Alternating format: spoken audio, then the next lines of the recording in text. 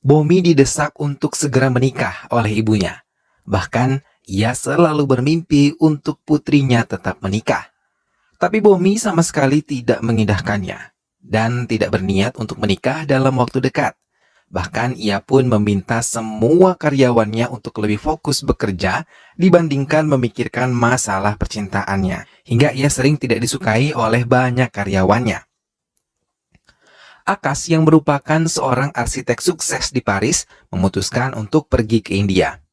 Ia ingin kembali ke negara yang lama ia tinggalkan. Namun tiba-tiba tawaran datang dari seorang pengusaha besar untuk bisa bekerja dengannya sebesar 200 crore untuknya. Tapi Akas menolak karena ia tidak tertarik dengan semuanya. Prabhavati, ibu dari Bomi, terus saja mencoba mencari calon suami untuk putrinya. Tapi lagi-lagi Bomi menolaknya. Hingga seringkali pertengkaran terjadi di rumah itu. Bomi lebih memilih bekerja dan menghabiskan waktunya di kantor. Akas pun tiba di India. Ia juga langsung mengadakan pertemuan dengan beberapa pengusaha yang telah menggunakan jasanya, termasuk atasan Bomi. Ia langsung diperkenalkan kepada Bomi yang ternyata satu angkatan dengan Bomi saat berkuliah dulu. Tapi dalam pertemuan itu Bomi meninggalkan mereka karena suatu panggilan penting. Atasan Bomi menjelaskan bagaimana sikap tegas dan kerasnya Bomi. Tanpa sengaja, Akas kembali bertemu dengan Bomi. Tapi Bomi menolak ketika Akas mencoba memujinya dan menolak bantuan yang diberikan oleh Akas. Ia bahkan meninggalkan Akas begitu saja. Tapi dengan sikap kerasnya, Bomi membuat Akas lebih tertarik kepadanya.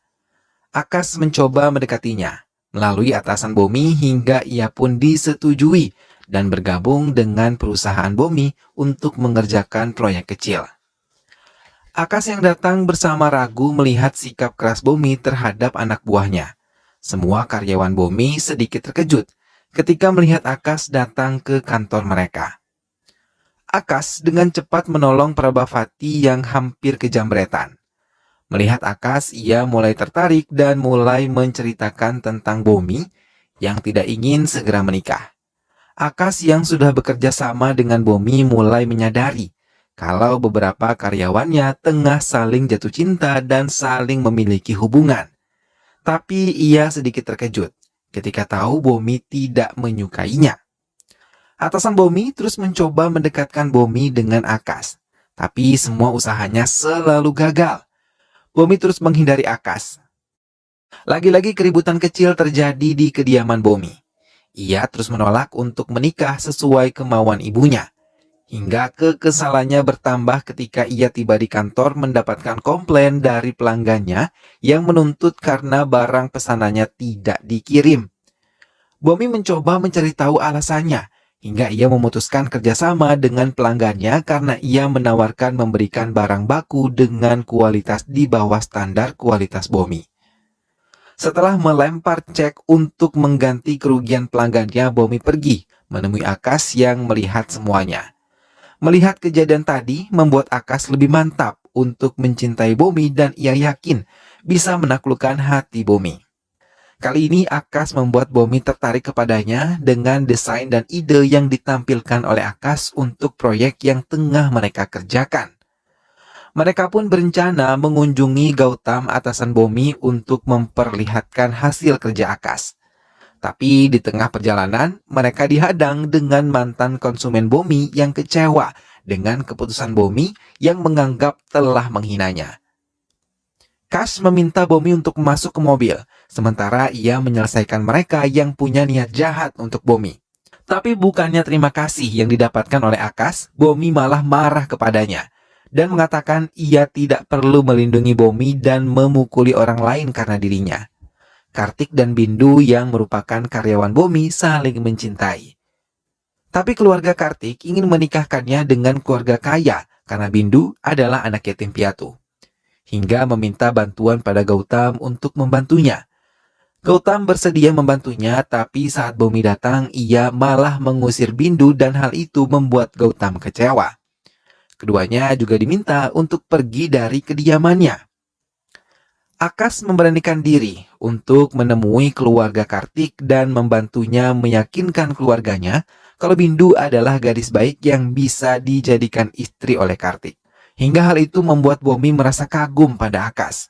Sampai akhirnya Akas bisa meyakinkan keluarga Kartik dan menerima Bindu. Akas dan Bomi kembali ke kota. Dan di tengah perjalanan, Bomi mengungkapkan kekagumannya kepada Akas dan untuk pertama kalinya ia merasakan jatuh cinta kepada sosok seorang Akas. Bomi mencoba membicarakan tentang perasaannya terhadap Akas kepada ibunya.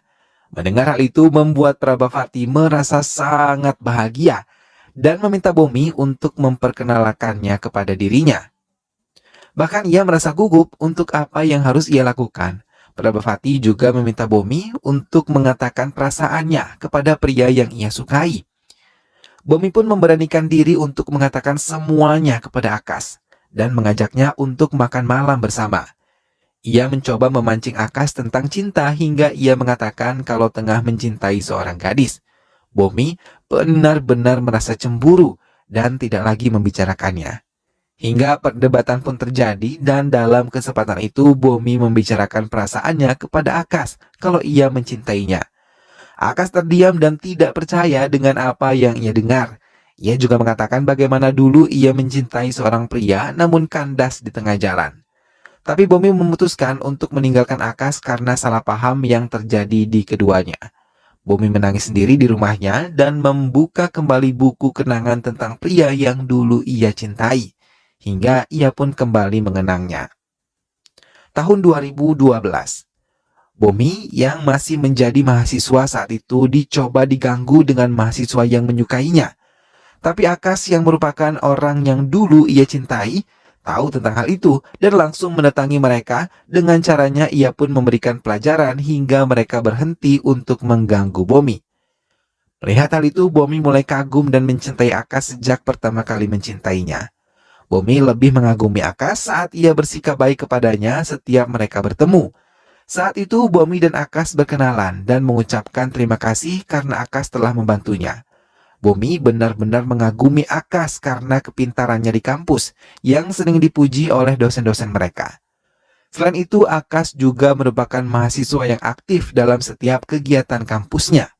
Akas dan Bomi saling mengagumi satu sama lain, hingga membuat Bomi benar-benar mencintainya. Terlebih saat Akas selalu ada untuknya ketika ia diganggu beberapa mahasiswa. Teman satu kamarnya mengatakan pada Bomi untuk berani mengungkapkan perasaannya kepada Akas. Bomi merasa ragu bila ia yang harus lebih dulu untuk mengatakan semuanya. Hingga akhirnya Bomi benar-benar memberanikan diri untuk mengatakannya. Saat ia ingin menemui Akas, ia mendengar Akas mengatakan pada temannya kalau ia tidak pernah mencintai siapapun dan tidak akan mencintai siapapun. Hal itu membuat Bomi benar-benar kecewa. Bomi pun mengurungkan niatnya untuk mengatakan cintanya pada Akas hingga akhirnya mereka berpisah karena Akas pergi meninggalkan negara ini. Bomi merasa kecewa karena dirinya tidak pernah ada di dalam hati Akas padahal ia sangat mencintai Akas. Bomi menutup buku lembaran tentang Akas terdahulu sambil terus meneteskan air matanya. Bomi menceritakan apa yang terjadi kepadanya saat mengatakan cintanya kepada Akas. Prabhavati merasa kecewa atas keputusan putrinya.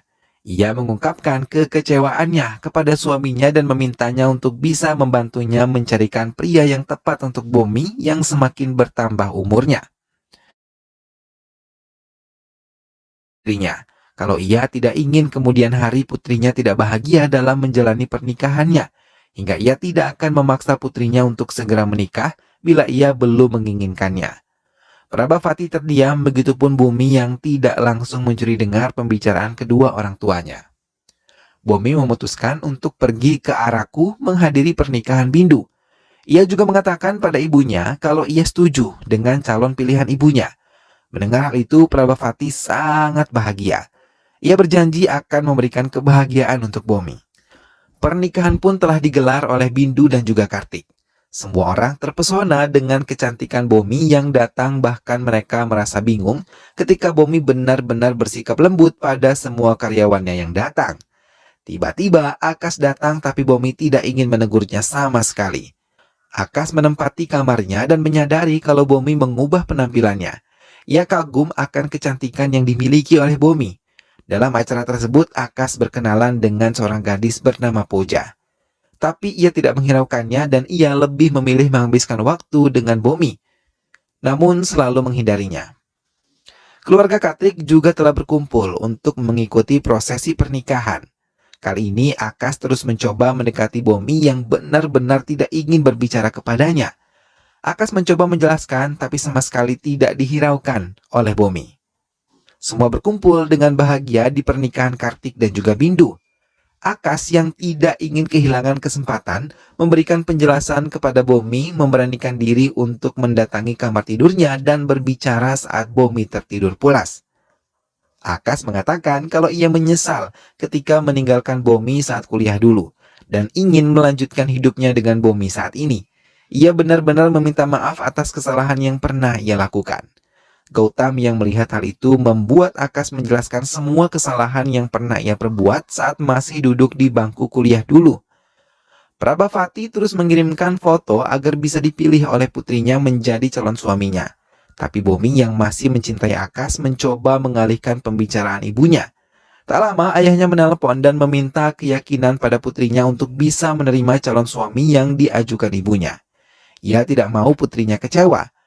Bomi hanya bisa terdiam dan tidak bisa mengatakan apapun. Sudah 7 hari Bomi berada di Aruku. Bomi mengatakan selamat pada Akas yang telah berhasil melakukan pernikahan untuk Bindu dan juga Kartik. Mendengar hal itu, Akas menjadi kecewa terlebih ketika Bomi mengatakan ia akan menikah. Akas benar-benar tidak ingin melepaskan Bomi hingga ia memanggilnya dengan suara lantang dan membuat orang yang ada di sekitarnya terkejut. Akas meminta 5 menit waktu untuknya, tapi sama sekali tidak diindahkan oleh Bomi. Berulang kali ia mengucapkan kalau ia mencintai Bomi dan menjelaskan kesalahpahaman yang pernah terjadi di masa lalu mereka. Ia menceritakan saat ia tahu Bomi mencintai Akas dari Anjani. Hal itu membuat Akas ingin cepat kembali ke India dan menggapai cintanya yang pernah ia tinggalkan. Sebelum ia kembali, ia mencoba mencari keberadaan Bomi hingga ia mendapatkannya dari Gautam, teman kuliahnya dulu. Hingga ia pun menjalankan kerjasama. Bahkan ia sangat bahagia ketika tahu Bomi belum menikah. 5 menit telah berlalu, Bomi hanya terdiam dan mencoba menata kembali hatinya. Ia tahu Akas jujur mengatakan semuanya kepada dirinya. Hingga Akas mencoba menerima kalau Bomi telah memilih calon suami yang dipilihkan oleh ibunya. Akas pergi meninggalkan Bomi seorang diri, hingga ia menangis sendiri. Atasannya mencoba menenangkan hati Bomi, tapi ia lebih memilih kembali ke Hyderabad dan menemui calon suaminya. Perjalanan yang dilakukannya tidak seindah saat bersama Akas. Melihat kedatangannya, Prabhavati tertawa bahagia menyambutnya dan memintanya bersiap untuk menemui calonnya yang telah duduk di ruangan. Ia terkejut ketika melihat calon suaminya adalah Akas. Ia memeluk ibunya dan mengucapkan banyak terima kasih karena telah menyatukannya dengan cinta pertamanya. Prabhavati yang juga mengenal Akas sangat setuju jika Akas menjadi suami untuk putrinya. Tangis bahagia pun keluar dari kedua mata Bomi dan juga Akas. Prabhavati mencoba menceritakan apa yang ia lakukan untuk putrinya kepada suaminya. Ia mengetahui semuanya dari buku harian yang disembunyikan oleh Bomi, hingga ia meminta Akas untuk datang ke rumah mereka dan menyatukan cinta di antara keduanya. Film pun selesai. Nah sahabat, itulah tadi alur cerita dari film yang berjudul Varudu Kavalennu. Bomi dan Akas yang saling mencintai akhirnya dapat bersatu setelah sekian lama terpisah. Cinta di antara keduanya yang selama ini terpendam akhirnya dapat dipersatukan. Semoga sahabat semua terhibur setelah menyimak alur cerita film ini.